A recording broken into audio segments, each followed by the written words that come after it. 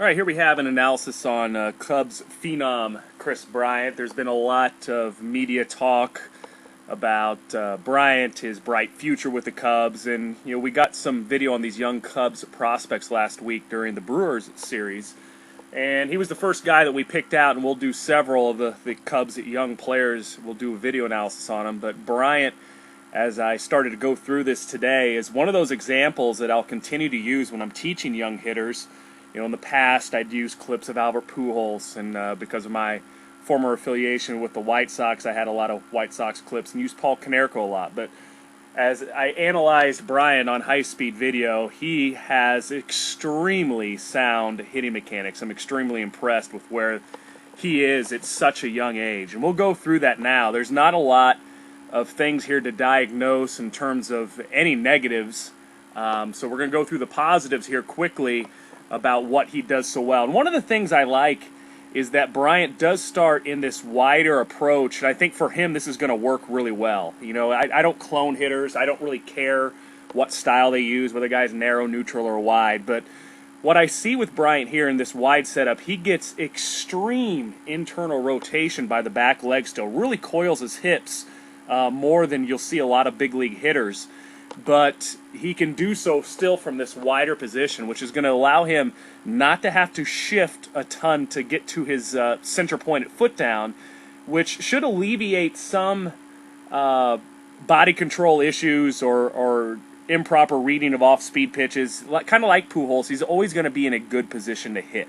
So as long as he maintains tempo and is smooth out to his foot down position, because he's not going very far, there's not as much opportunity for him to transfer too much weight forward into his front side. As you would see a guy that's narrower and has to stride further, there's more potential for a body control issue or getting into your front side. You'll see this happen with youth players quite a bit, where dad widens them out outside their shoulders because the timing portion of the stride is difficult for kids, and that's not necessarily the right reason to do it.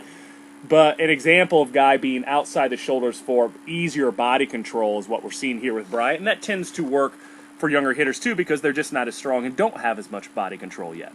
So we'll get him. Another thing I noticed is that some of these Cubs players, Bryant being one of them, slightly preset their back shoe to turn it in slightly. When we want to make sure we have pressure on the inside arch of the shoe, he certainly has that. Back knee inside the ankle during the stance. Going to take him into his negative move now, and he has a traditional load. So you see him go against his backside, but that rear leg really posts up well. You don't see a lot of movement rearward by that back knee, very little. So he's posting up against the inside part of that back shoe and coils around that rear hip. And, we see that as a mistake with a lot of young hitters, is that back knee starts to overload. You see a lot of shifting rearward with their torso and head. You're not seeing that here with Bryant. A very simple, controlled move around the back hip, and that continues to rotate and coil as he works out into his hitting position. You can see how that belt buckle is turning further against his back leg. You'll see a crease in the inside groin of that back leg as well. That's a couple of the check marks you can do on video analysis to just make sure that the hitter is getting coiled.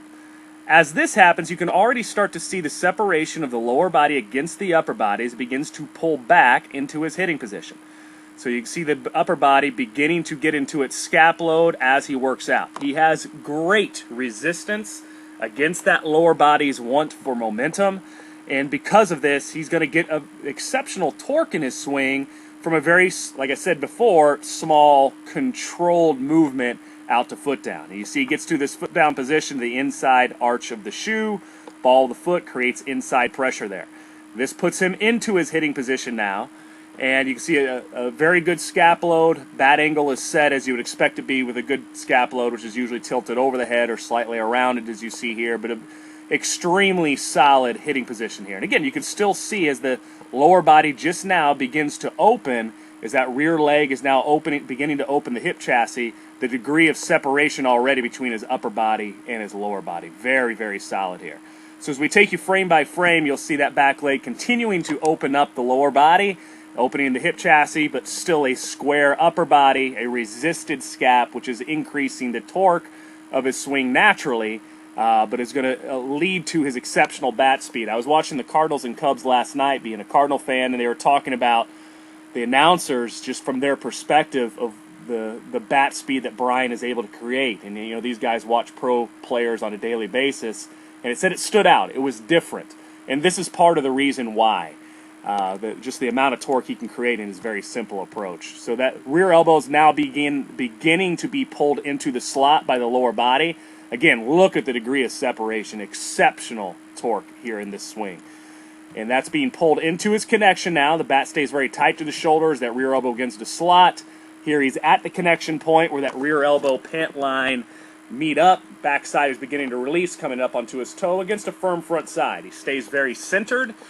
Through rotation, stays on a stationary axis. The handle of the bat has stayed tight to the shoulders. He's beginning to release the barrel into the baseball now. At this connection point, you'll see his rear hip and that rear elbow rotate together until the hips stop rotating. This ball slightly beats him, but this is an exact position that I would want a young hitter to be at a point of contact. The rear elbow just in front of the body line. He's palm up, palm down. Upper body posture is correct. Again, against a firm front side into a solid heel plant. Backside is completely released. He just misses this ball, though, with a good swing. Stays through the extension point, which is just a byproduct of his start. His start was very good. Therefore, the end of the swing is going to be very good, and he gets extension through the baseball. Just fouls this one off barely. One thing I noticed with Bryant, if you watch him in subsequent games here coming up, is that he almost checks swings every take. You know, guys are pitching him differently than they did in his hot start in spring training. They were challenging him with fastballs, as you'll see them do with a lot of young rookies. Now he's getting a steady diet of off-speed pitches, almost pitching him backwards and mixing in the fastball at times to keep him honest. So you can see he is in a position where every single time he is ready to hit, and the lower body is ready to fire, and you'll see that slight slotting of the rear elbow almost every pitch. Every pitch he is thinking, I'm attacking this baseball, and this allows him that late adjustability because of the great pullback and upper body resistance that he has. He gets to see these sliders just a little bit longer, so that's going to, once he figures out this learning curve of big league pitching, he's going to be in a very, very good state for a long time for the Cubs. I don't see any reason why right now that Bryant isn't going to be a star in the future of this game of baseball, and extremely impressed by the mechanics we see here today.